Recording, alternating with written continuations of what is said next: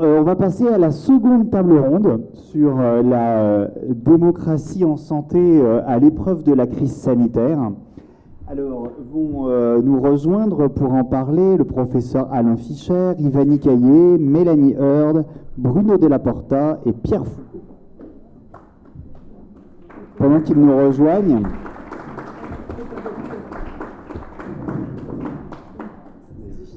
allez-y, installez-vous, je pense qu'il y a...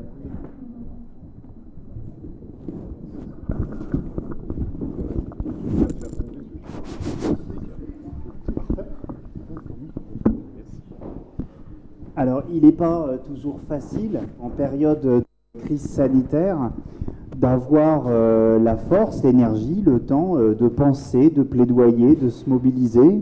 Et pourtant, je crois que c'est un travail, une action que Renalou a beaucoup réalisé ces dernières années. On va voir comment, mais on va aussi réfléchir à la façon dont... à ce que la crise dit de la démocratie en santé et de son avenir. Alors pour commencer, j'avais une question à vous poser, professeur Fischer. Le 3 décembre 2020, le Premier ministre Jean Castex vous nomme pour coordonner la stratégie vaccinale de l'État contre le Covid-19. Et vous avez dû, j'imagine, je ne sais pas exactement comment ça se passe, mais constituer une équipe autour de vous pour prendre les bonnes décisions. Et je voulais savoir comment s'est imposé, ou pas imposé, mais le choix d'avoir des représentants de patients autour de la table, comme Ivani Caillé, et qu'est-ce qu'ils vous ont apporté? Alors d'abord, je voudrais préciser, d'abord bon anniversaire à Renalou, et je voudrais préciser que j'ai eu une quasi-totale liberté de choix. Ils ont contrôlé, quand je dis ils, c'est le gouvernement a contrôlé les déclarations d'intérêt, ce qui me paraissait pas une mauvaise idée. Mais ensuite, on avait vraiment une liberté de choix. Et à vrai dire, j'avais une expérience dans le domaine de la vaccination qui datait de 2016, c'est ça? Parce que Mélanie était aussi, c'est pour ça que je me fais ma référence en chronologie à la demande de la ministre de la Santé de l'époque. On avait travaillé sur la question de la vaccination des nourrissons. Fallait-il la rendre obligatoire ou pas, etc. Et déjà à ce moment-là, dans la réflexion de la constitution du groupe, où il y avait évidemment des médecins, des spécialistes de la vaccination, des immunologistes, enfin, tout ce qu'il faut, mais il était absolument évident que la question prégnante, c'était pas de savoir s'il fallait vacciner les enfants, c'était une évidence, il fallait vacciner les enfants. C'était pourquoi la société partiellement résistait à la vaccination. Et donc si on veut essayer de répondre à ces questions, et on peut ensuite le transposer au Covid, je prends cet exemple historique parce que pour moi, ça fonctionnait comme ça, il faut trois types de personnes. Des praticiens de terrain, du côté de la santé, des gens qui sont sur le terrain et qui savent au quotidien comment ça se passe, vu du côté des soignants. Donc c'est médecins, pharmaciens, infirmiers. Deuxièmement, il faut des chercheurs, des spécialistes des sciences humaines et sociales qui sont capables d'analyser ces phénomènes. Et troisièmement, il faut des représentants de la société civile.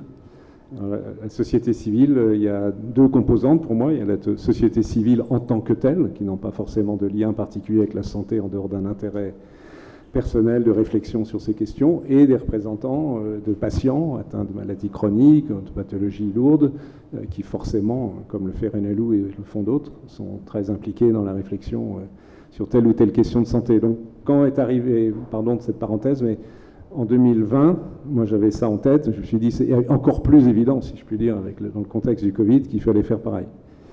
Et donc on a essayé de faire pareil, on a fait pareil. Voilà. Merci. Alors je n'ai pas répondu à qu'est-ce qu'on ça a apporté, mais je pense qu'on y reviendra.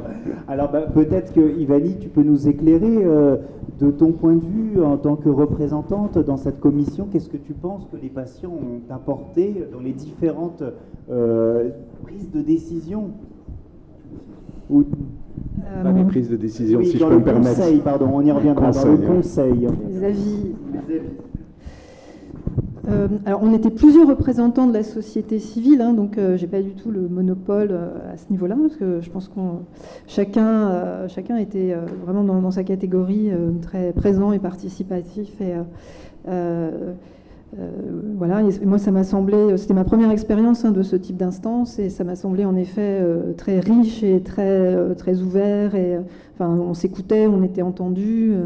Voilà, moi j'avais un certain nombre de préoccupations que j'essayais de porter, qui ont d'ailleurs un peu évolué tout au long de la vie du Conseil, parce qu'au début c'était vraiment le tout début de la vaccination, et moi j'avais un focus particulier sur les personnes vulnérables pour raison de santé de façon très globale, des maladies chroniques, etc. Et puis c'est vrai que les choses ont évolué au fur et à mesure du temps, et dès mars 2021, on a vu que les immunodéprimés répondaient pas du tout ou mal à la vaccination.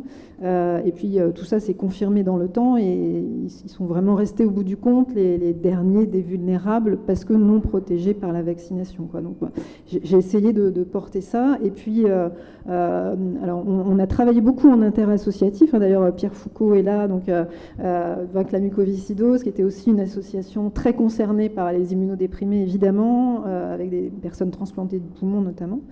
Et assez vite, on s'est réunis très régulièrement pour partager nos préoccupations, et pour aussi proposer des remontées du terrain de ce qui nous venait des patients eux-mêmes. Et ça, je pense que ça a été quelque chose d'assez important sur l'expérience au quotidien, finalement, de la campagne vaccinale, de la vaccination. Voilà, au tout début, quand il y avait cette liste, la liste dite Fischer des ultra-vulnérables, qui était supposée être ultra-prioritaire. En fait, c'était pas aussi simple que ça sur le terrain, et ça faisait partie, par exemple, des choses qu'on a pu remonter au niveau du Conseil, qui lui-même pouvait alerter au niveau du ministère, etc., pour que des choses soient faites. Donc, enfin voilà, moi, de mon point de vue, c'est un peu ce type d'expérience d'un peu de relais, de courroie de transmission entre le terrain, les autres associations concernées autour de thématiques de vulnérabilité particulière. Un complément, peut-être, Pierre Foucault. Alors vous êtes une association assez différente de Renalou, parce que vous représentez une maladie beaucoup plus rare. Mais finalement, pour autant, qu'est-ce que vous pensez avoir apporté dans ce contexte de crise sanitaire? Alors effectivement, je suis un peu la pièce rapportée, tant il y a beaucoup de choses qui distinguent Renalou de Vaincre la mucoviscidose. D'ailleurs, la preuve, c'est que je porte une chemise bleue, et si je vous fréquentais plus régulièrement, j'ai compris en début d'après-midi qu'il fallait porter une chemise rose pour garantir la fluidité du discours. Donc voilà le premier impair. Je suis, parce qu'on n'a pas tous les jours 20 ans, je suis heureux à mon tour de fêter un joyeux anniversaire à Renalou. Et effectivement, il y a des éléments différenciants entre nos deux associations qu'on peut résumer par quelques chiffres. Sous le contrôle d'Ivani, je pense qu'il y a à peu près 3 millions de personnes qui souffrent d'une maladie rénale chronique en France. Qui ont des facteurs de risque de maladie. Qui ont des facteurs de risque, alors qu'il y a 7500 patients atteints de mucoviscidose. Donc on voit, c'est une différence notable. Ces 7500 patients, ils sont, malgré les progrès récents, atteints d'une maladie particulièrement sévère, puisque leur âge médian est de 22 ans. Et ça dit beaucoup de ce qu'est la mucoviscidose, vraiment une saloperie, comme on dit entre nous très, très simplement. Et cette mucoviscidose, elle impacte lourdement sur le fonctionnement de plusieurs organes, à commencer par le poumon, et un millier d'entre eux vivent grâce à une greffe bipulmonaire, voire à une greffe combinée hépatique ou rénale.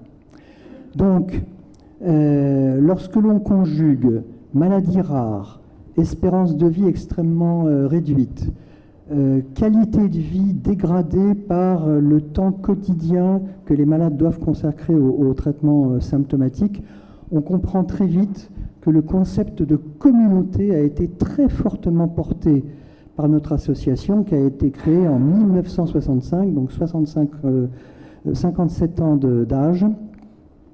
Et cette communauté est particulière par le fait, à travers ce que j'ai entendu cet après-midi, qu'elle unit les soignants, les chercheurs, les patients et leurs proches. Il faut dire, ça a été dit c'était une remarque de Thomas Sagnier tout à l'heure, que nous bénéficions du plan national maladies rares qui prévoit dans la gouvernance une participation à la fois des professionnels de santé et des associations de patients. C'est un très bon modèle, mais il y a un autre élément important, c'est que l'association consacre chaque année 3 millions d'euros à la recherche, indispensable pour faire avancer les choses, bien sûr, et soutient les centres de soins spécialisés, qu'on appelle les CRCM, inscrits dans le plan maladies rares. Nous avons consacré 7 millions d'euros au cours des 5 dernières années au financement de postes dans les équipes pluridisciplinaires des CRCM, essentiellement des postes paramédicaux, mais on comprend très vite qu'il y a un intérêt à agir qui est parfaitement compris et partagé, tant pour les chercheurs que pour les soignants. Voilà ce qui peut distinguer nos deux associations, mais bien entendu, la pandémie nous a beaucoup rapprochés, on y viendra tout à l'heure. Alors, merci beaucoup. Ces 3 premiers témoignages montrent finalement, sont des exemples positifs qui montrent l'implication d'associations, de malades dans la pandémie. Et pour autant, on a entendu de nombreuses voix s'élever sur une fragilisation de la démocratie en santé à l'occasion de cette crise sanitaire. Mélanie Heard, quel est votre point de vue sur le sujet? Quel a été l'état de la démocratie en santé pendant la crise sanitaire? Est-ce qu'elle a reculé ou est-ce qu'elle a pu exister quand même? D'abord, merci beaucoup de cette invitation, Ivani. Je suis très très contente de participer à cet anniversaire et de pouvoir saluer à quel point Rénalou contribue avec efficacité et en nous rendant tous fiers d'être à vos côtés, à défendre les idéaux qui nous réunissent tous aujourd'hui. J'aimerais bien compléter un tout petit peu cette description de l'expertise de Rénalou au sein du Conseil d'orientation de la stratégie vaccinale que tu as faite, Ivani, parce que c'est vrai que cette dimension de remontée de terrain, elle était première. C'est comme ça qu'Alain, tu as formulé ta demande à l'égard d'ailleurs de chacun d'entre nous. Il y avait vraiment cette dimension au sein de notre travail de renseigner la puissance publique sur comment ça se passait en vrai. Et donc évidemment Rénalou avait des choses cruciales à dire à ce sujet-là, plus que tout autre. Mais je trouve que ce n'est pas du tout la seule dimension d'expertise que Rénalou, que Ivani a apporté au sein du Conseil d'orientation de la stratégie vaccinale. J'en vois au moins 2 autres dimensions importantes. La première, c'est une forme d'expertise politique au sens de défense du bien commun et de rappel des valeurs. Je ne parle pas d'expertise politique, pas au sens de tactique, même si la tactique de plaidoyer est une expertise en soi de Rénalou. Donc, rajoutons celle-là. Et puis, il y a aussi une expertise politique au sens des valeurs, de ce rappel fondamental de la dimension de solidarité en jeu dans chacune des décisions, de protection des plus faibles. Et c'est aussi une expertise que vous avez et dont on a besoin que vous veniez la défendre auprès de l'action publique tout autant que la description du terrain. Et puis je vois encore une autre forme qu'il faut quand même dire explicitement, c'est une expertise scientifique, c'est-à-dire c'est pas l'expertise du vécu, c'est faire la biblio, c'est être capable de signaler un certain nombre d'études en cours dans d'autres pays dont vous avez connaissance à travers vos propres réseaux. Donc, il ne s'agit pas de mettre en concurrence les différentes biblios qui sont faites entre les uns et les autres au sein du... C'est pas du tout de ça dont je suis en train de parler. Il y a évidemment chacun son métier, mais il y a quand même un apport scientifique sur la façon dont les connaissances sont produites et une veille qui était, me semble-t-il, une vraie vigilance que tu as exercée et qui, je crois, a apporté des choses. Ça, c'était donc sur le fonctionnement du Conseil. Et la question, c'était sur l'état de la démocratie, la vitalité démocratique à l'épreuve de la crise. On pourrait peut-être en parler des heures, mais en quelques mots, votre regard. En quelques mots. Alors, bon, le cliché, enfin le stéréotype, ce que tout le monde dit, c'est que c'est évidemment un peu décevant la vie de la démocratie sanitaire pendant la crise. Et en général, la phrase qui vient après, c'est « Ah oui, mais bon, on était tous un peu sidérés, donc le temps... » Bon, on peut dire ça. On peut aussi dire, il y a une autre idée assez répandue, c'est qu'on aurait pu faire davantage de démocratie participative. Et on est quelques-uns ici à avoir porté la volonté de monter un panel citoyen, en particulier Jean-François Delfrécy, il a été extrêmement actif. Un panel citoyen qui soit capable de travailler la mise en balance des libertés et de la sécurité sanitaire, ce qui revient quand même en propre à une délibération citoyenne, et c'est quand même très dommage de ne pas l'avoir fait. Là s'ouvre une séquence délibérative sur la fin de vie, on verra ce que ça donne, et moi je serais d'avis qu'on peut même imaginer de faire ce genre de panel citoyen délibératif sur les situations d'épidémie maintenant pour la prochaine, puisqu'on a eu du mal à le faire sur le coup. Voilà. Mais j'ai quand même encore quelques autres mots à dire, donc ça c'est deux idées vraiment... Bon, une autre idée, moi je trouve, à propos de l'état de la démocratie sanitaire, qui a été un peu... loupé pendant cette crise, c'est quand même une approche, si la démocratie sanitaire a fonctionné, c'est vraiment dans ces rouages de la lettre, c'est-à-dire une vraie participation quand même des patients au comité, une vraie présence aux différents comités, je veux dire, une vraie présence, je crois, quasi hebdomadaire des représentants au cabinet, à la DGS, donc quand même des choses qui sont très installées, qui sont très importantes et qui ont marché. Une vraie présence aussi des associations dans le débat public, avec des tribunes, avec le travail que vous avez fait, etc. Et c'est important, notamment, comme je le disais, pour rappeler les valeurs fondamentales de ce combat. Par contre, un certain nombre de choses laissées dans l'ombre, en particulier, me semble-t-il, une vision finalement du corps social comme objet d'obligation, objet de mesure, tout au long de la crise, qui est carrément orthogonale avec l'esprit de la démocratie sanitaire au sens d'une participation de la société civile à ceux qui la concernent et une implication dans la défense du bien commun.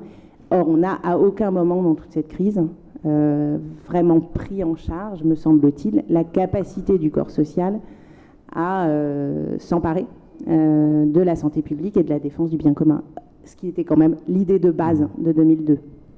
Merci beaucoup. Alors, Bruno Delaporta, je voulais vous entendre réagir face à tout ce qui a été dit, à la fois sur ces propos, sur les réalisations des associations à l'épreuve de la crise, sur les limites de la démocratie en santé, mais à côté de ce premier aspect, peut-être aussi sur la situation des patients, et notamment des patients dialysés qui ont été particulièrement fragilisés par la crise sanitaire. Je voulais avoir votre avis sur ce qui s'est passé pour ces patients les plus fragiles.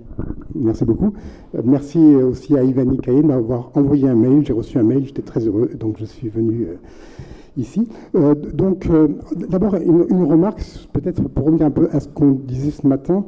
En fait, la médecine a fait des progrès, on a déporté toutes les complications aux âges extrêmes, et maintenant on a une population de grand âge extrêmement fragile, extrêmement délabrée et extrêmement coûteuse. Et la population de personnes en insuffisance rénale, c'est le cas. Et moi je travaille en dialyse, et donc on est avec une contre-valeur de la société, c'est-à-dire par rapport à la qualité de vie, je vais y répondre, on est avec des personnes qui sont...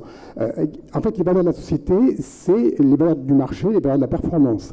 Et la personne en dialyse, elle a 70 ans en moyenne, souvent plus. Elle n'est pas dans le marché, elle ne produit pas, elle ne consomme pas, elle n'est pas dans la performance, elle est absolument lente, pas rapide, etc. Et donc, c'est une population qui est extrêmement fragilisée et qui, en plus, est avec une technique qui est extrêmement ancienne. C'est-à-dire que le schéma de dialyse 3 fois 4 heures par semaine, ça date des années 70. Et donc, on a des cohortes de personnes vraiment en très mauvaise santé. Et donc la qualité de vie est vraiment catastrophique, et il faut savoir que probablement en médecine, c'est une des plus basses qualités de vie qui existent. Mais on ne peut pas y faire grand-chose, parce qu'en fait, la médiane est à 70 ans. Avant la greffe, c'est bien, mais après, il y a beaucoup de cas où on ne peut rien faire. Donc je revenais à ce que disait peut-être Christian Baudelot ce matin, tout à l'heure, quand on dit qu'il y a une souffrance, qu'il y a une plainte, Eh bien, en fait, c'est une vraie réalité, mais il faut quand même tenir compte des soignants qui s'occupent de ces grandes vulnérabilités, de ces infirmières qui font ce qu'elles peuvent et qui accompagnent des grandes souffrances. Et finalement, on a une société qui donne beaucoup de pognon, qui donne 50 000 euros ou 80 000 euros par personne, mais qui démissionne complètement de la place qu'ils ont dans la société. Donc en termes de démocratie, c'est une population qui est déconsidérée et qui est une contre-valeur du marché, de la performance, de l'efficacité. Donc il faut quand même aussi reconnaître le travail des invisibles que sont les infirmières, les médecins qui travaillent dans ces services extrêmement difficiles. Ça, c'était mon premier point. Deuxièmement, pour faire un commentaire sur la dialyse, le schéma 3 fois par semaine est très mauvais parce qu'en fait, quand on va bien, on a 100% de fonction rénale. Quand on va à 60%, on va très très bien. À 30%, on va très très bien. À 15%, on va plus très bien. Et à 10%, on vous met en dialyse. Et en fait, la dialyse, avec ce schéma, vous remonte à 15%, ce qui fait que vous avez des déchets, tout ce calcifie, vous êtes en très mauvaise santé. Et aujourd'hui, il y a une technique qui s'appelle l'hémodialyse quotidienne à domicile, ou l'hémodialyse quotidienne de proximité, ou l'hémodialyse, et qui est une technique où vous le faites tous les jours. Et avec cette technique, d'un coup, ils passent à 30 minutes et ils n'ont pas l'intervalle libre des 3 jours et ils vont bien. Et donc, en termes de démocratie en santé, il faudra un jour aussi se poser la question, pourquoi on reste sur ce schéma des années 1970 ? Pourquoi on ne réinterroge pas le présupposé ? Parce que toutes les personnes qui ont plus de 70 ans ont maintenant une démocratie qui a une technique fabuleuse, qui est extrêmement efficace et personne n'arrive à faire avancer. C'est-à-dire que si on réinventait l'environnement, on pourrait très bien quadriller la ville avec des appartements, les gens feraient 200 mètres, on réinvente des métiers, on réinvente des choses, ça ne coûterait pas forcément plus cher, et puis de toute façon, même si ça coûtait plus cher, on pourrait faire une plateforme cristal comme pour la greffe, mais en tous les cas, on dispose de techniques extrêmement nouvelles. Donc la qualité de vie est très mauvaise, mais c'est un problème de démocratie, on n'est peut-être pas à la hauteur de la discussion médicale avec les associations de patients et politiques pour savoir comment on distribue tout ça. Vous voulez réagir ? Je ne suis pas du tout un expert de dialyse, je ne me permettrai pas. Non, sur votre question telle que vous l'avez posée à Mélanie, concernant quid de la démocratie sanitaire en situation de crise. Donc, Mélanie a mis l'accent, à juste titre, sur les aspects négatifs, mais je pense qu'il y a aussi des aspects positifs. Pardon, hein, Mélanie, mais il me semble que peut-être ça va vous surprendre, d'une certaine façon, la démocratie sanitaire a profité, ce terme n'est pas très joli, mais de la crise. Démocratie sanitaire, ou en tous les cas quelque chose qui s'en rapproche, peut-être même la démocratie tout court, autour de la place de l'expertise au sens large, l'expertise scientifique, mais l'expertise donc des patients, de la société civile, qui à mon avis a été entendue au plus haut niveau de l'État comme jamais dans les périodes précédentes. Il se trouve que, en tant que président de ce conseil, j'ai participé à un paquet de réunions avec le président de la République, avec les ministres, etc., etc. Alors c'est vrai qu'à ce niveau-là, il n'y avait pas de représentant de la société civile. Néanmoins, bon, je ne peux pas faire de l'auto-glorification, ce serait ridicule. Mais enfin, j'étais un peu quand même, et Jean-François Delfrécy de son côté, qui participait bien évidemment aussi, plus que moi d'ailleurs, on était aussi un peu les porte-parole de choses qu'on avait entendues, les remarques que vous nous faisiez, ce qui ne fonctionnait pas, etc., etc. Donc, et quand même, il y a eu une écoute, je ne dis pas qu'elle était parfaite, etc., mais il y a un certain nombre de décisions qui ont été prises par les politiques, et encore une fois au plus haut niveau de l'État, qui, à mon avis, ont mieux intégré que dans une situation de steady state précédent, avec les difficultés connues, des difficultés des populations fragiles, que ce soit les personnes fragiles par la maladie, comme ici, ou les personnes fragiles par la situation socio-économique, qui est un autre problème assez sérieux, et parfois d'ailleurs les deux se cumulant. Et donc voilà, il y a au moins cet aspect-là, il ne faut pas le mettre excessivement en exergue, mais je pense qu'il a prévalu, et j'espère, alors là peut-être je tombe dans un optimisme béat, qu'il restera une mémoire de cela qui aura un impact sur le fonctionnement de on va dire, je reprends le terme, de la démocratie sanitaire maintenant et dans les années qui viennent. Alors, vous voulez réagir peut-être Pierre Foucault et Ivani sur cette prise de conscience des décideurs, des pouvoirs publics sur le savoir, l'expérience des patients. Est-ce que vous l'avez vécu de cette façon ? De façon un peu nuancée quand même. C'est-à-dire qu'il y a eu plusieurs étapes dans le déroulé de cette épidémie, et je voudrais commencer par l'émergence tant attendue des vaccins, Et dans la phase initiale, il y avait vraiment une bonne synergie entre les acteurs de santé, le COSV et le conseil scientifique et les associations de patients. Ça s'est un peu compliqué lorsque, Ivani en a bien parlé tout à l'heure, il s'est avéré que l'enjeu que constituaient les patients en situation de déficit immunitaire sévère ne nous semblait pas pris à sa juste mesure. Ces patients étaient de plus en plus exposés, le nombre de patients en déficit immunitaire ne cessait de progresser en réanimation, et Rénalou a pris une remarquable initiative qui a été de dire on va fédérer l'ensemble des associations concernées, parce que, à l'évidence, la voix des patients n'était pas bien entendue, et c'était d'autant plus douloureux pour nous de constater un certain déni, mais vraiment, il y a eu des périodes de déni de certaines agences, des autorités de santé, alors que nous ne faisions que relayer les avis écrits du comité d'orientation de la stratégie vaccinale. Donc, alors, oui, tu as parfaitement résumé les choses, Alain. À force de crier, on a fini par être entendu, mais on a vécu avec Magali, Ivani et beaucoup d'autres des séances, alors c'était en visio certes, mais où on sentait certains acteurs qui étaient impatients d'avoir coché la case démocratie sanitaire, je préfère qu'on parle de démocratie en santé, les mots ont du sens, pour passer à autre chose. Et je voudrais dire que nous avons, nous, Vaincre la mucoviscidose, observé la manière dont Rénalou procédait, et on a été assez scotché, impressionné. Alors pour moi, Rénalou, pardon, c'est un peu Magali et Ivani. On ne se connaissait pas beaucoup. On avait travaillé ensemble en 2019 avec la plateforme Moi Patient sur le vécu des patients, sur leur qualité de vie. On y reviendra. Alors je m'arrête là.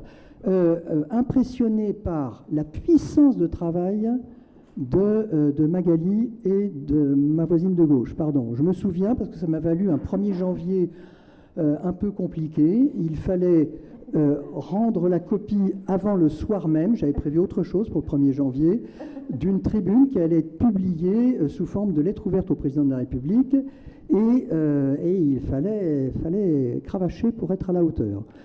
Par leur expertise incroyable, par leur exigence, leur engagement, et un sens de la communication et du plaidoyer qui a réorienté d'une certaine façon la stratégie associative de Vaincre la mucoviscidose. Je m'arrête là. On va rentrer dans le concret du sujet. Vous parlez de tribune, vous parlez de plaidoyer. Est-ce que, Ivani, tu peux nous dire justement quelles ont été ces prises de position fortes qui ont été portées par Rénalou pendant la crise sanitaire ? Alors, peut-être que je vais me restreindre à la partie campagne vaccinale. Il y a eu quelques grands moments, des grands sujets. L'obtention d'une priorité vaccinale pour les plus vulnérables médicalement. Ça a été un premier thème de mobilisation important, et on y est parvenu, mais aussi au prix d'un certain nombre de tribunes, etc. Enfin, un soutien du COSV qui a vraiment soutenu cette proposition, voilà. Mais jusqu'au jour où ça a été annoncé, on ne savait pas si ça allait se faire. Et puis plus tard, on s'est vraiment mobilisé à nouveau sur les rappels supplémentaires pour les immunodéprimés. Une 3e dose qui a été proposée par le COSV dès avril. Donc on a été le premier pays au monde à proposer la 3e dose, qui est ensuite devenue vraiment complètement généralisée pour les immunodéprimés sévères dans la stratégie vaccinale. Les doses ultérieures, et on s'est aussi beaucoup mobilisé sur les traitements, les anticorps monoclonaux, le Paxlovid un peu plus tard.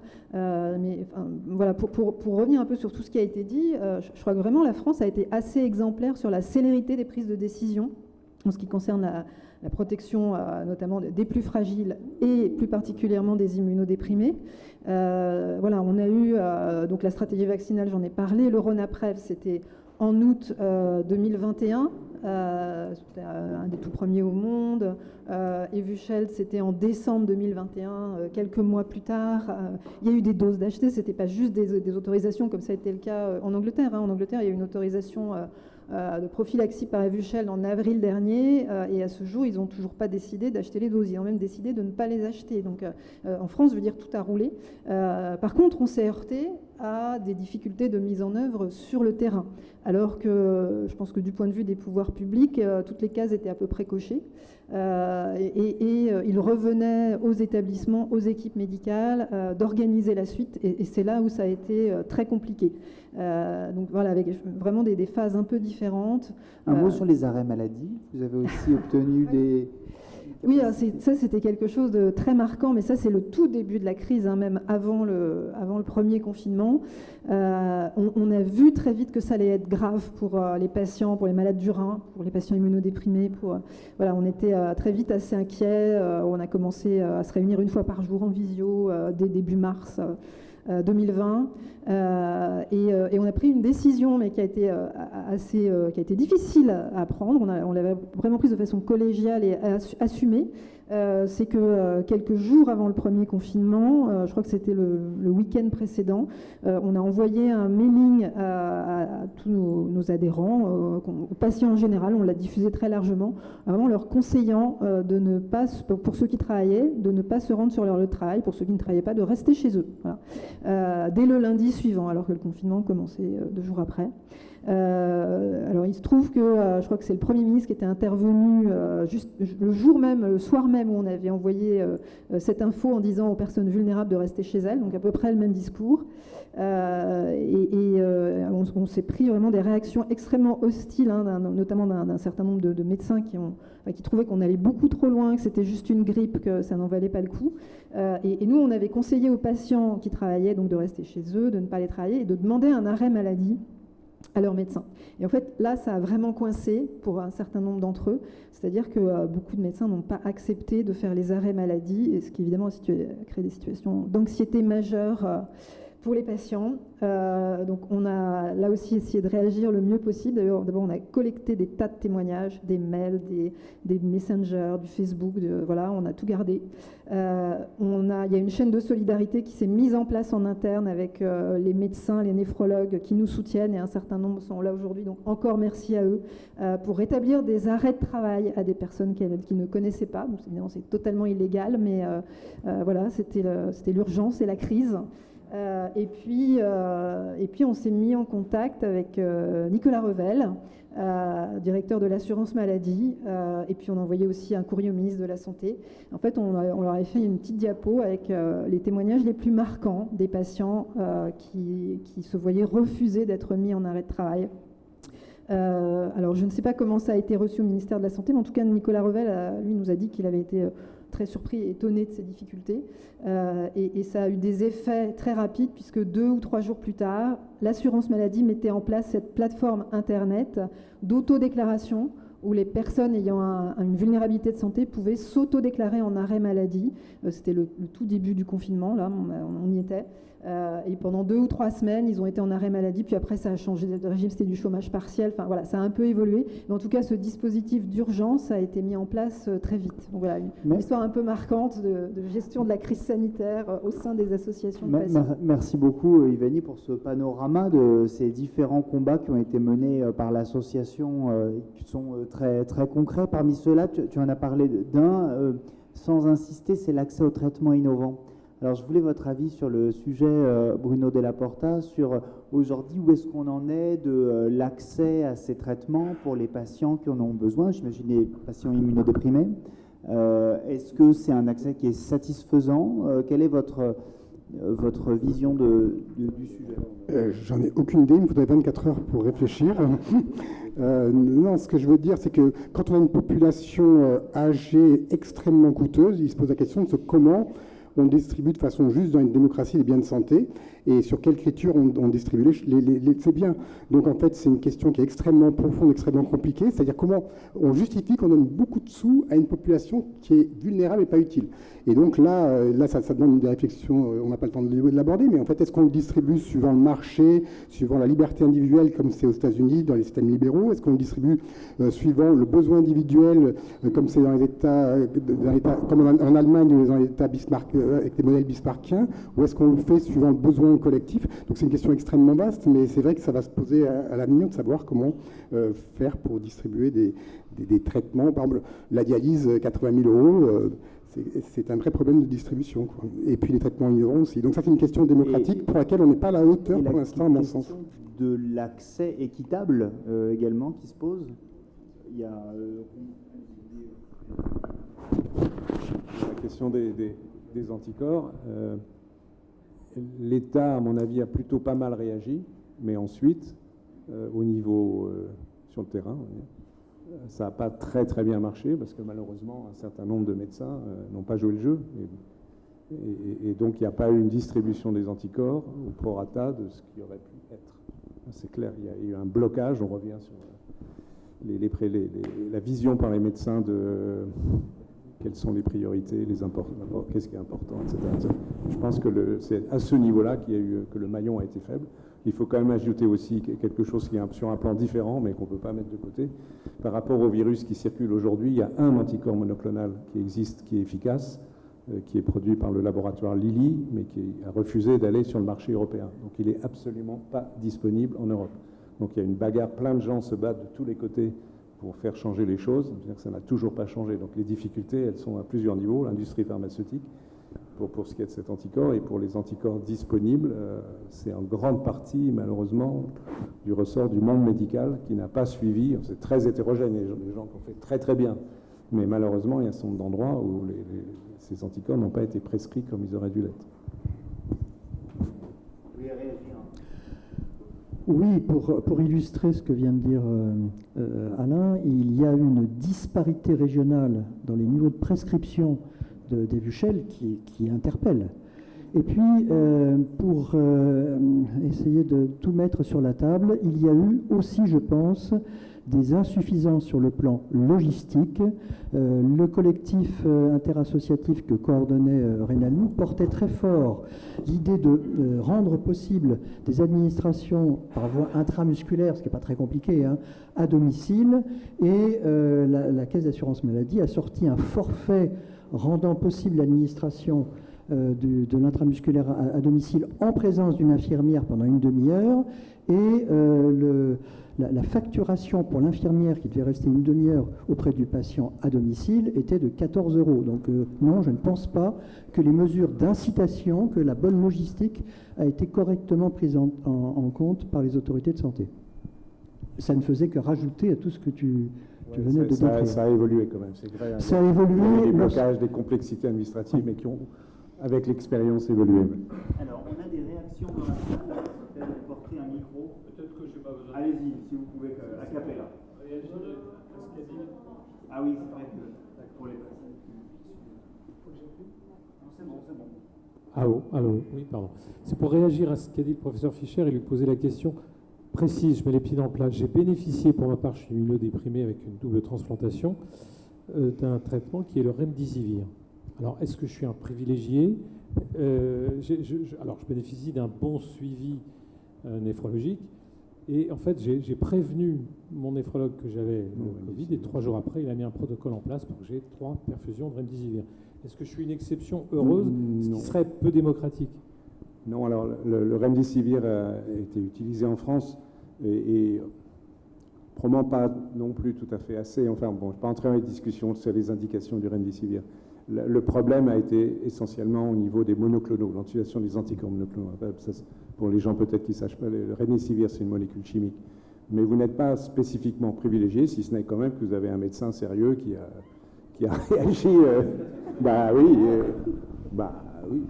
Malheureusement, je suis médecin. Mais ce traitement circule. Donc. Ce traitement-là circule, mais il n'est pas forcément le plus approprié pour tout le monde. Plus indiqué pour tout le monde. Oui, il y a une...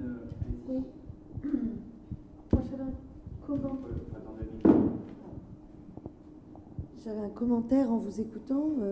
C'est qu'en fait, on a aussi un système qui a une spécificité. C'est le fait qu'il y a des gens qui sont pris en charge en LD pour certaines indications. Et je pense que ça a pu aider dans ce que tu expliques sur Nicolas Revel, parce qu'on avait dans les données administratives un moyen de vérifier que certaines personnes avaient une maladie très très sérieuse. Ils étaient déjà flagués, j'allais dire, dans les fichiers d'assurance maladie, et donc on pouvait les mettre. Et ça a été en même temps notre malchance quand on a fait la liste des personnes vulnérables, parce qu'il y avait des gens qu'on pouvait trouver dans les ALD, mais si on pense à la population en obésité sévère, et bien ça, il y a une ALD, enfin bref, qui n'est pas utilisée. Il y a beaucoup de gens qui sont obèses en obésité sévère qui ne sont pas spécifiés en ALD. Et donc, on voit aussi l'importance de notre système administratif dans la manière dont on peut conduire la politique et on peut réagir vite.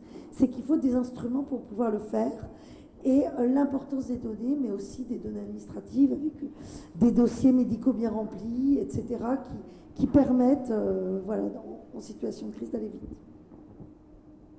Une réaction, alors s'il n'y a pas de réaction, vous citez justement Vous citez l'importance des données dans votre intervention, et j'aimerais qu'on puisse s'y arrêter un petit peu. Pierre Foucault, vous avez participé à une étude sur les médicaments anti-rejet, sur la qualité de vie des patients qui vivent avec des médicaments anti-rejet, qui était à l'initiative de Moi Patient. Je voulais savoir ce que vous en avez retiré, quel a été le sens de votre contribution. Ça a été une belle expérience, d'abord parce que en matière de qualité de vie et d'effets secondaires des médicaments, je pense que la voix des patients doit être fortement portée et entendue. Donc là, on mettait vraiment le patient à sa juste place. Ce questionnaire a pu mettre en évidence l'insatisfaction d'un certain nombre de patients en matière d'écoute, en matière de connaissance de leur traitement et d'impact sur la qualité de vie. Ça n'est qu'une étape, évidemment. Pour faire bouger les lignes, il faudra aller au-delà. Mais en tout cas, ça a permis, pour ce qui est de la mucoviscidose, au centre de greffe de commencer à travailler sur une certaine forme d'harmonisation des protocoles d'immunosuppression. Et l'association a fortement financé une cohorte de patients greffés pulmonaires, parce qu'il y a encore beaucoup d'interrogations sur les éléments qui conduisent à la dysfonction du greffon pulmonaire. Alors, on voit qu'avec Moi Patient, les patients produisent de la donnée scientifique de bonne qualité. Mélanie, vous travaillez sur cette relation entre le savant et le politique. Est-ce que les patients deviennent des savants comme les autres? Je pense qu'effectivement, cette dimension de ce tournant qu'a pris Rénalou en faisant des patients des producteurs de données conscients et efficaces, c'était vraiment une des sources d'admiration première pour moi, et je pense pour beaucoup de chercheurs et un certain nombre d'acteurs publics, de voir que ce tournant était pris et qu'il était pris par vous, et d'une manière aussi efficace. Pourquoi c'est important? De toute évidence, à partir, donc je dirais en gros de 2010, le défi de la démocratie sanitaire, pas au sens français de respect des droits, mais au sens de participation sociale dans la politique de santé, donc dans un sens un peu plus large, c'était clair dans toute la littérature sur cet enjeu-là que le défi, c'était faire des patients des acteurs, d'abord et avant tout des acteurs de la politique de recherche, capables d'influencer les questions de recherche, non seulement leur thématique, mais aussi la façon dont ces questions sont posées, le lien entre les questions de recherche et le vécu, et donc que dans cette mobilisation croissante des patients dans le monde entier sur les politiques de recherche, qui commençaient à trouver, je dirais à peu près vers 2010, des traductions concrètes, avec des démarches participatives, de programmes de recherche associant des patients, etc. À partir de ce moment-là, c'était clair que le tournant pour les associations, de patients, était crucial d'être capable de contribuer à ces plaidoyers sur la recherche par de la production de données des patients qu'il représentait. C'est vraiment encore un défi immense pour nous en France aujourd'hui. On n'est pas très avancé dans cette problématique patient et recherche. Et il me semble que c'est une des perspectives qu'on peut souhaiter pour Renalou dans les années qui viennent, d'aider non seulement les patients que vous représentez, mais maintenant vous avez une responsabilité pour l'ensemble du monde associatif, puisque vous en êtes le fer de lance pour ce qui concerne les patients, d'enclencher cette mobilisation. Yvonne, je veux réagir.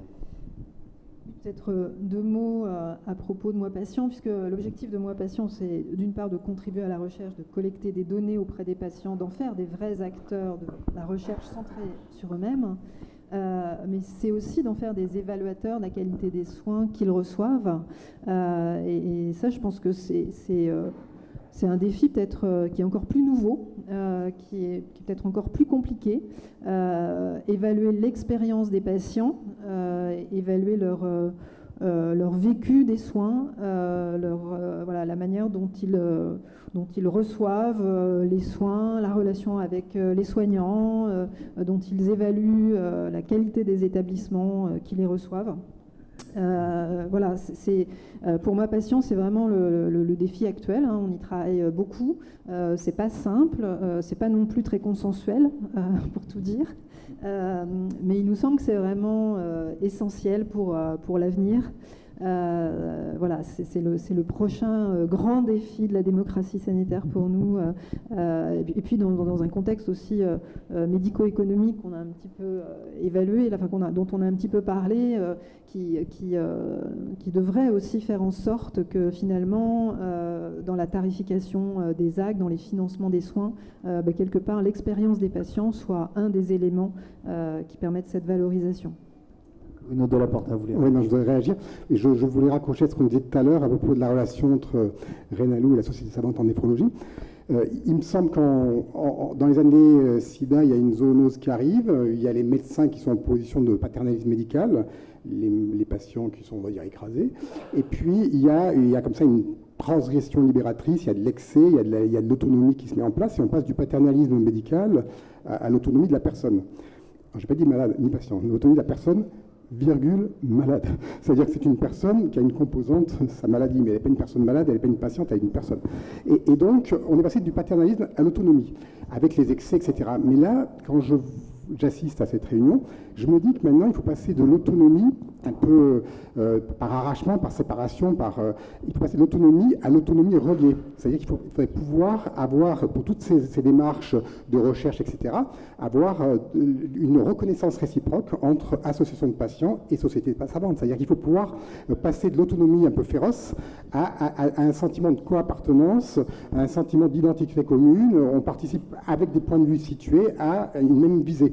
Donc, je pense... Et quels sont les leviers pour favoriser cette vision commune, cette appartenance commune? Qu'est-ce qui peut le stimuler? D'accord. Moi, en fait, je ne devrais pas le dire, mais je suis président de la commission d'éthique de la SFNDT. Je n'ai pas le droit d'être là, donc il faut vous couper la partie que je viens de dire. Ce que je pense,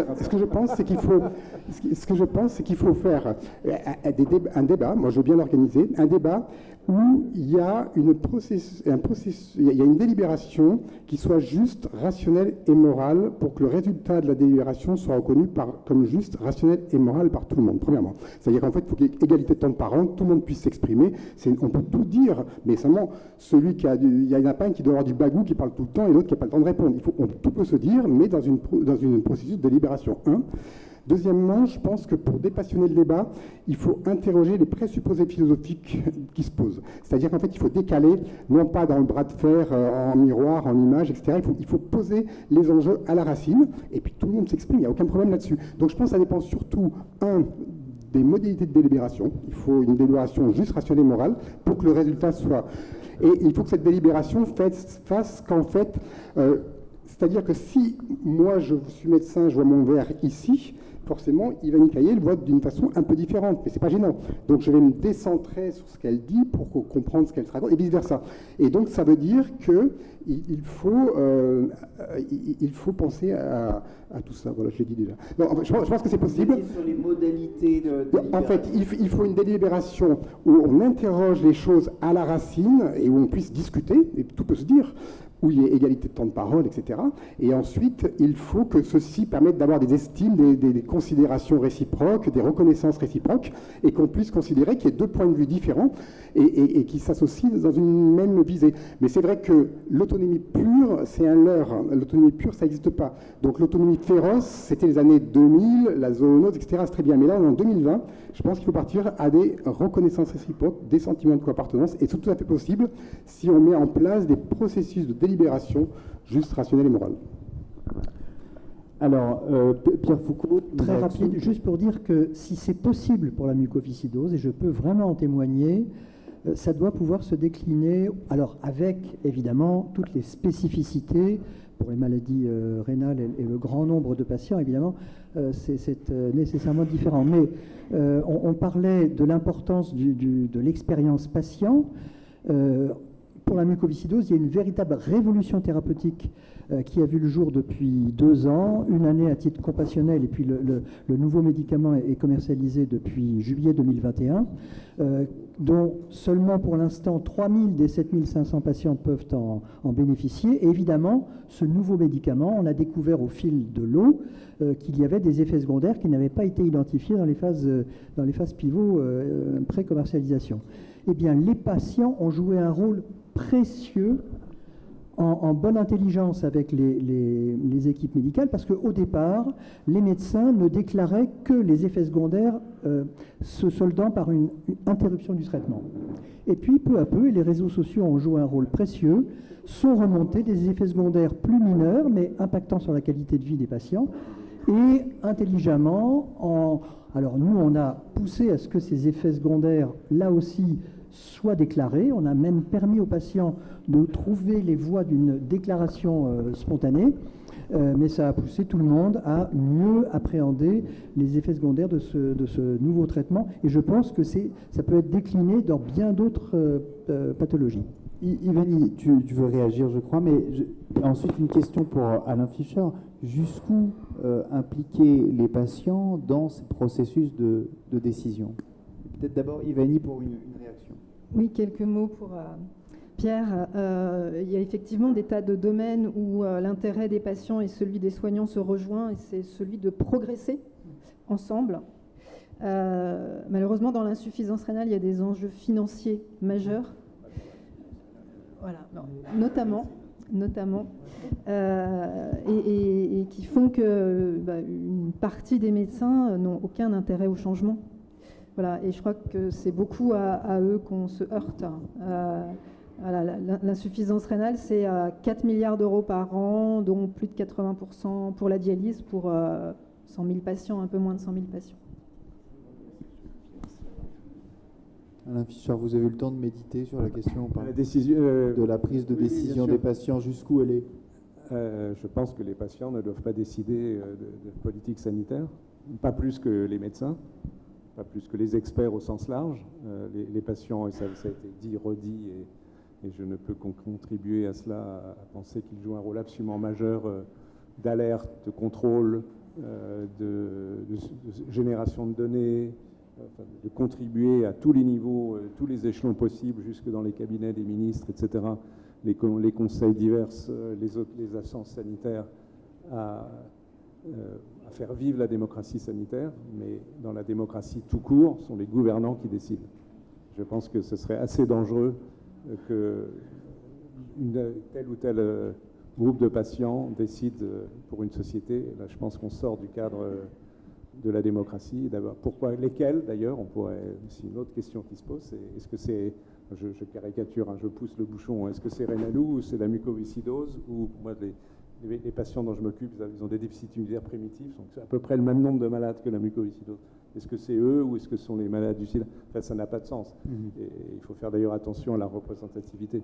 Mais la décision, elle est purement politique. c'est le gouvernement, c'est sa responsabilité. On l'a élu ou pas, enfin, on l'a démocratiquement élu. Par contre, on doit collectivement, à mon avis, là je mets sur le même plan les experts médecins scientifiques et les experts patients et les experts sciences humaines et sociales. C'est scientifique aussi, mais légèrement différemment. Notre rôle est d'expertiser, de conseiller, éventuellement de se battre dans le conseil. C'est pas juste rédiger un petit bout de papier sur un coin de table, mais en aucun cas de décider.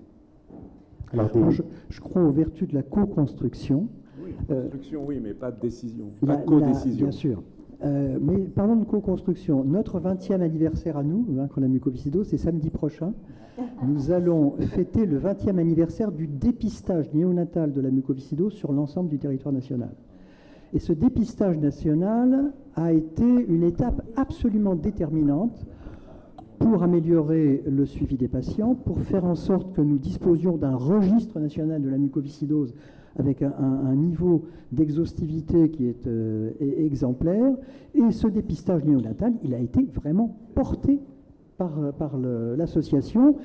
Il a été l'effet collatéral, c'est que pour garantir que les nouveau-nés dépistés soient pris en charge de façon tout à fait correcte, le ministère a labellisé des centres de ressources et de compétences pour la mucoviscidose, et 3 ans après était mis en œuvre le plan national maladies rares, dont la mucoviscidose a été la locomotive. Donc, tu as raison, la décision ne peut pas appartenir aux associations, mais la co-construction, c'est pas une naïveté, ça peut se mettre en œuvre. Alors on retient que les patients conseillent, interpellent des politiques qui décident. Mais alors on a parlé également de ces nouvelles voies délibératives. Mélanie Heard, finalement, quels sont, fort de tout ça et de ces constats, les nouveaux chantiers, ou bien soit les angles morts aujourd'hui de la démocratie en santé, ou les nouveaux chantiers à mettre sur la table pour continuer à faire progresser cette démocratie en santé? C'est pas une question très facile. Moi, je pense qu'il y a vraiment une dimension de bilan qui reste encore vivace. On l'a dit, je crois, depuis le début de l'après-midi. Mais malgré tout, l'esprit originel de la loi de 2002 en termes de combat contre le paternalisme médical, on l'a dit dans cette table ronde, il reste malgré tout encore devant nous, confère la question de la prescription des anticorps monoclonaux. On a quand même, on était le nez dedans. 20 ans après, des questions fondamentales, l'évolution des mentalités des professionnels, l'impact de la mobilisation des patients pour faire bouger ces pratiques. L'impuissance des acteurs publics qu'on a alertés constamment à intervenir sur cette qualité des pratiques vécues comme une citadelle de la corporation. Donc les questions, elles sont intactes en fait, 20 ans après pour ce genre de sujet-là, même si, bien sûr, des choses ont bougé, et ne serait-ce que le fait que Ivani était là pour alerter. C'est évidemment une évolution majeure, mais les problèmes sont sur la table. Je pense qu'il y a aussi donc, le défi que mentionnait Ivani, qui est fondamental, effectivement, et on l'a bouclé, c'est toujours ce sujet finalement de qualité des pratiques. Il faut se souvenir que la loi de 2002, elle mettait les droits des malades et la qualité du système de santé, elle s'appelle comme ça. Donc effectivement, le fait que les malades aient voix au chapitre pour dire ce qu'est la qualité du système de santé, finalement c'était écrit dans le titre de la loi de 2002 et ça reste à faire. Donc comment on fait? C'est crucial qu'effectivement les patients fassent des propositions comme moi patient dans un sens d'évaluation. Il y a énormément d'outils qui sont... La littérature est assez riche quand même sur les outils qui permettent aux patients de dire ce qui pour eux est la qualité d'une prise en charge. Il y a vraiment beaucoup à faire sur ce terrain-là. Alors on voit que la crise du Covid sert de révélateur à la fois sur les besoins et l'utilité des représentants de patients, puis aussi sur quelques limites de la démocratie en santé. Est-ce que selon vous, Bruno Delaporta, ça peut jouer, il peut y avoir un effet prise de conscience, notamment sur ces besoins, pour essayer d'accélérer encore dans la construction de cette démocratie en santé qui, comme semble le dire Mélanie Heard, est un processus finalement? Là, je voudrais une réponse un peu qui vient de Sirius. Moi, je suis très inquiet par l'état de la planète, par la vulnérabilité du vivant, la vulnérabilité des écosystèmes, par ce qui se passe. Et je pense que le Covid, il y a eu une première zoonose, le sida. Ça a été paternalisme médical, vulnérabilité de patients. Il y a une seconde zoonose Covid. À mon avis, l'enjeu est One Health, une santé. La santé des écosystèmes, la santé du vivant, la santé des soignants. Et donc, je pense qu'on n'a pas pris la mesure encore de l'élargissement de notre conscience morale par rapport à ce qui se passe aujourd'hui avec toutes les multicrises qui arrivent. Et je pense que les soignants, les patients, avec les valeurs du soin, détiennent quelque chose de très très fort. C'est-à-dire que la responsabilité qu'on a à l'égard de la vulnérabilité a quelque chose à nous dire de la responsabilité qu'on devrait avoir à l'égard des écosystèmes vulnérables. On a en fait, avec les valeurs du soin, une très forte valeur de la démocratie, sans doute plus forte que liberté, égalité, fraternité, mais il faut aujourd'hui l'élargir de l'humain au non-humain. Il faut aujourd'hui réaliser que cette crise Covid pose la question de la démocratie du style One Health, c'est-à-dire une seule santé globale, et en fait c'est ça l'enjeu majeur, quoi. Donc c'est un élargissement qui nous attend, et on n'a pas pris la mesure, à mon avis, de la démesure de ce qui est en train de se passer, et qu'on est dans une rupture de paradigme, on est en train de changer de civilisation, ça bascule, et nous les soignants, on détient sans doute avec les valeurs du soin, si on les traite philosophiquement, si on les exploite, on détient quelque chose de très fort pour les valeurs d'une future démocratie et d'une future civilisation, parce qu'en fait, la vraie valeur maintenant, c'est le soin de notre monde commun présent, mais à venir aussi. C'est l'habitabilité et les valeurs du soin, fraîchement, vraiment, c'est quelque chose de très très fort qu'on pourrait exploiter. Voilà, merci, merci beaucoup. Un petit commentaire qui débarque de la Lune. Hein, mais... on a des commentaires peut-être sur ce point ou sur d'autres par ceux qui nous écoutent en visio, c'est ça? Ou c'est dans la salle?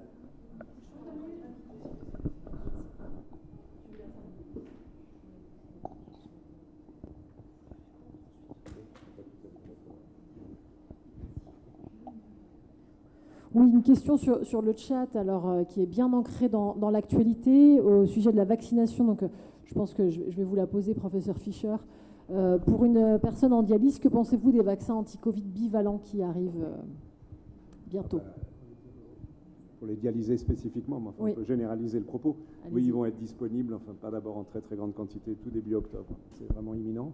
Il faut bien sûr les utiliser. C'est un petit progrès par rapport aux vaccins monovalents, qui permettent d'obtenir des taux d'anticorps neutralisants, donc protecteurs, si les patients produisent des anticorps. Hein, mais les dialysés en produisent en partie, c'est pas zéro, qui sont un peu supérieurs à l'égard des variants Omicron, donc le BA5. Donc bien sûr, il faut les utiliser. Il n'y a pas de discussion, sans l'ombre d'une hésitation. Profitez-en tant que vous avez le micro pour des éléments de réponse. Ah oui, je ne suis pas totalement d'accord avec vous.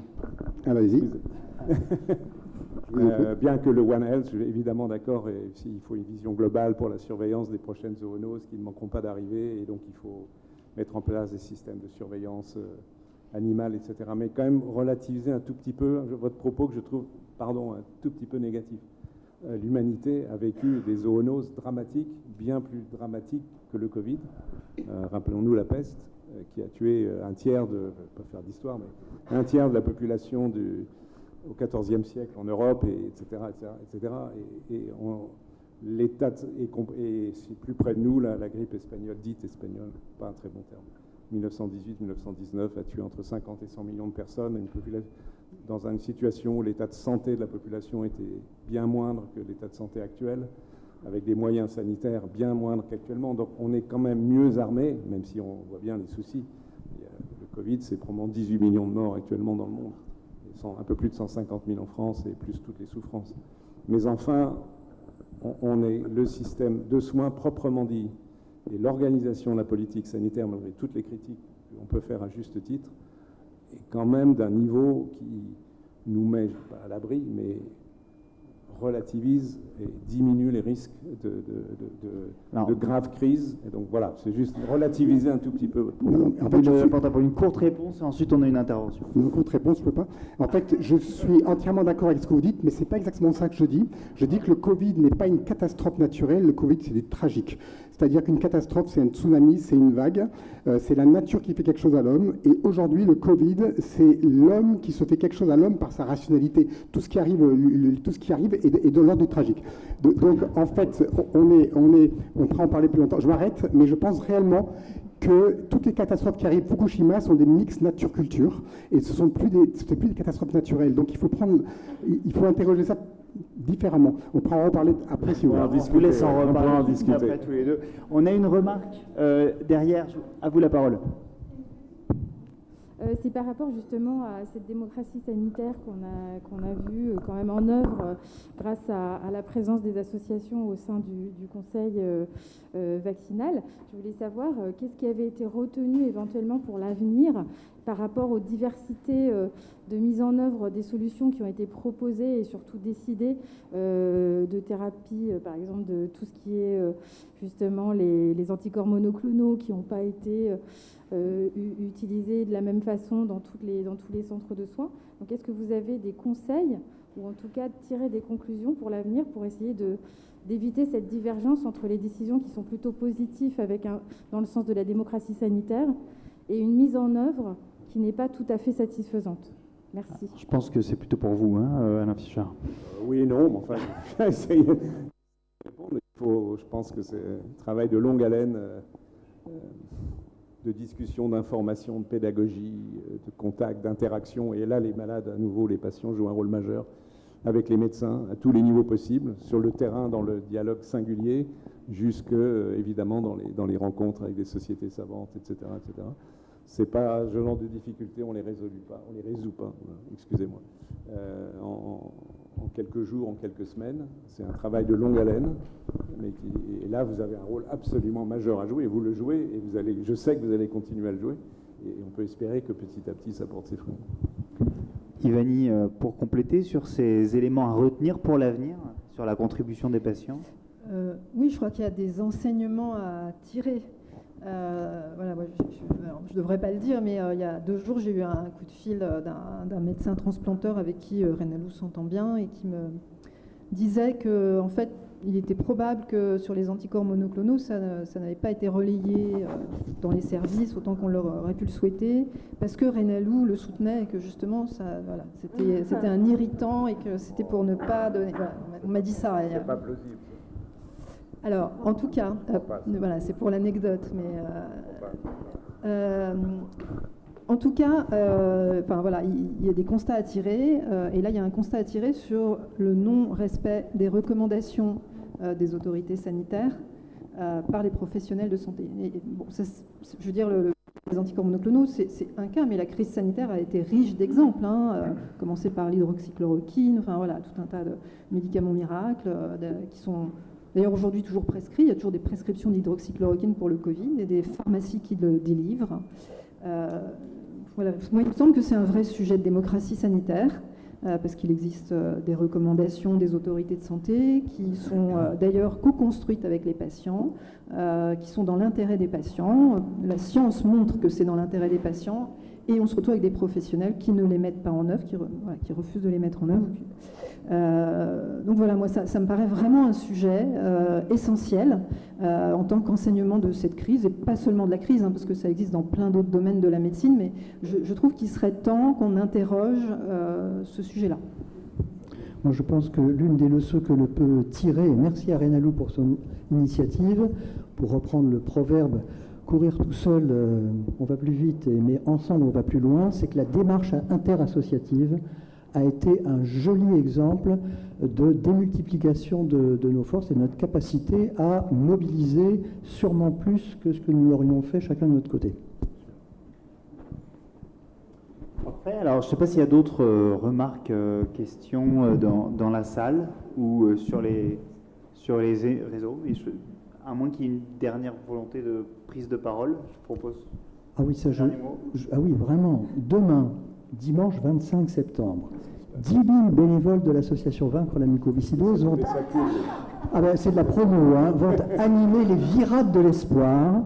Donc, pour ceux qui n'auraient pas encore un programme arrêté pour leur journée de demain, vous consultez virade.org et vous aurez plein de belles activités à découvrir. Je vous invite à le faire. Ce sera aussi une belle opération de solidarité de proximité. Merci à vous. Ivani, tu veux dire peut-être Un dernier mot de conclusion de cette table ronde. Je voulais répondre à Pierre pour lui dire qu'on était complètement solidaires et on vous souhaite vraiment bonne chance pour ce beau projet, cette belle initiative des Virades qui a lieu tous les ans. Et je crois que demain matin, les bénévoles de Rénalou qui sont sur le pont depuis des jours pour préparer cet anniversaire se permettront une grasse matinée. Voilà. Et d'ailleurs, un grand merci à toutes les équipes, les salariés, les bénévoles qui vraiment se sont donnés à fond pour permettre que cet anniversaire existe. Voilà, je voulais leur tirer mon chapeau. Il mérite la grasse matinée.